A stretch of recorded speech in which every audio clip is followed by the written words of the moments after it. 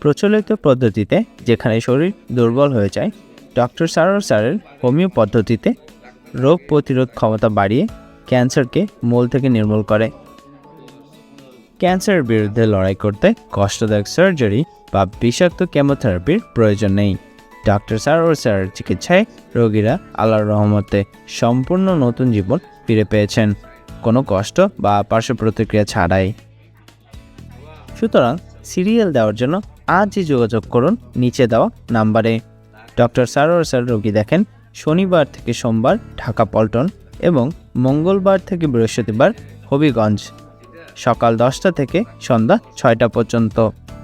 সুতরাং ক্যান্সার হলে অ্যান্সার নেই, এই কথার ভিত্তি নেই। সবাই ভালো থাকবেন। আল্লাহ হাফেজ।